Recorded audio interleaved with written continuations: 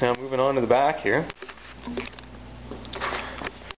Now, first thing you'll see is put on a extension. So this one in particular is from Trax USA. You can tell it's right here. This converts it from a 121 inch to a 136, which is great for the area we live in. We're here in the flatlands. There's not a lot of, it's not like I'm riding in the mountains or anything. It handles great on the trail, and I got a 1.75" Camoplast backcountry track, I believe that's what it's called. It's got a fairly stiff lug on there. It works really great. No complaints that way.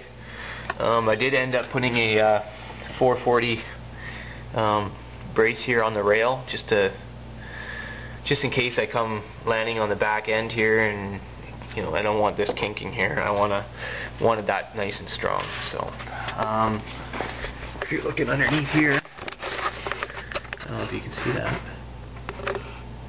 Yeah, you can see I put external drivers on here, so allows me to run the track quite a bit looser, and it's not hard to do if you got a shock press. You just press the old ones off and the new ones on. Now by doing that, the end of these rails here come in contact with the cogs. So if you're going to do that mod, you have to cut the rails down and modify the rail. It needs to be at least an inch or inch and a half shorter, something like that, so it doesn't come in contact with the drive cogs. So I mean, it's kind of a pain in the ass, but once it's all done, you're gonna like it a lot more. So anyways, yeah, shock's all been rebuilt, stiffer springs and skid, new bearings in the bogey wheels, stuff like that. Just standard stuff. But yeah, when we did that, I had to put the a longer tunnel extension here. See right here, this used to be a they called it the beaver tail. It used to be a piece of plastic that came from here and attached to the rear idler wheel, and it kind of pivoted with the machine. They only did it in '03.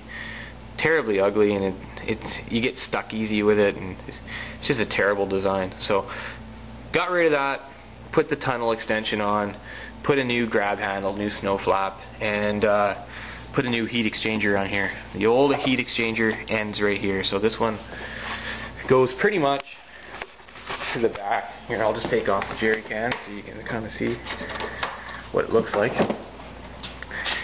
Yeah, there you can see it there, riveted on the bottom, on the back there, and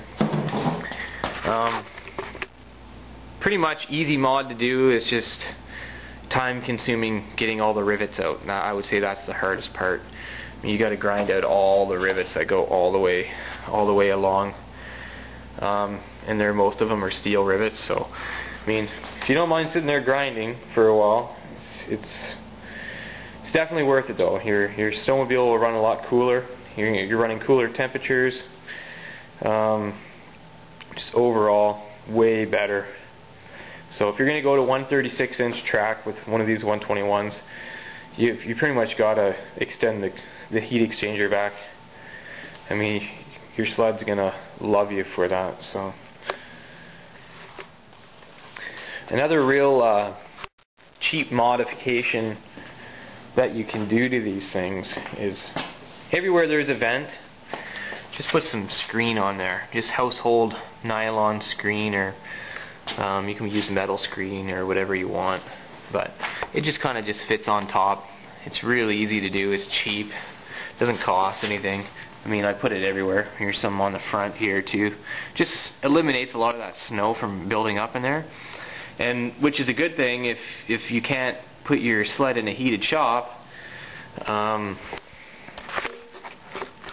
You know, there's not going to be as much snow getting down in the steering column. Like sometimes it will get in there and it will melt, and then it will freeze into a block of ice. You can't even steer.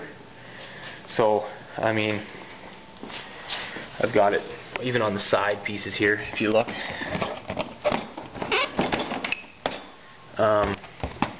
All I've done here is use the hot glue gun. Some people will use silicone, or you can use other adhesives to do this.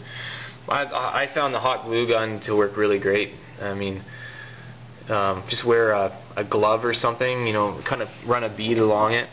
And if you're wearing a thicker rubber glove, you can just smear it into the screen, and it hardens immediately. So I mean, you don't have to wait for it to dry.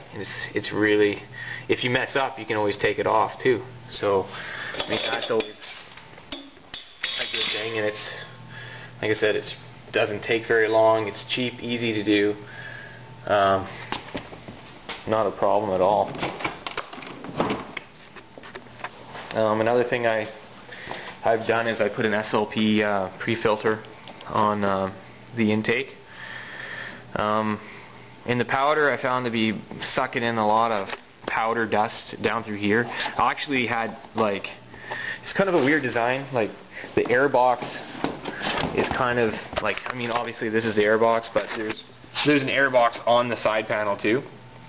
And I actually had like ice building up in here, which is not good. So, I mean, which means eventually there could be vapors getting in here and then going through the motor, and then that's not good. So, by having that pre-filter on there, I mean, it's made a world of difference. You know, there's no snow building up on here in the foam. It just slides off. It's almost like a, you know, keeps everything off of there. Keeps the sled breathing when you're in the powder. It's just great. I mean, and if you don't get your hands on a pre-filter like that, I mean, you could still just put a screen like on this sled here. You can just put a screen on there. Just wrap it around it and put it in there. I mean, you can always just get a proper pre-filter later. I mean, it's better than nothing. So, I mean, that's a really cheap, easy thing to do. But, I mean, that pretty much wraps it up. I mean, that's pretty much all the mods that I've done to this machine. I'm not planning on doing any more. It's pretty much where I want it to be. So, anyway, we'll just take another quick look around. Obviously, I put the jerry can on there. That's a great system. I think it's called the Lynx. Even people from other brands have been putting them on their sleds just because of how it attaches with that clip there, rather than with those straps that you sometimes see with other types of jerry cans. It's really easy. It's easy to fill up, easy to put in the sled, I find. Gets me a couple more hours of ride time, and I don't have to worry about running out of fuel. But just got the standard 4-inch riser on there. Got the mountain grab strap. I use that quite a bit if I'm in a situation where I need to do that. I've got it there. But yeah, pretty much that's pretty much it. Thanks for watching. If you've got any questions, just leave a comment, subscribe. Thanks.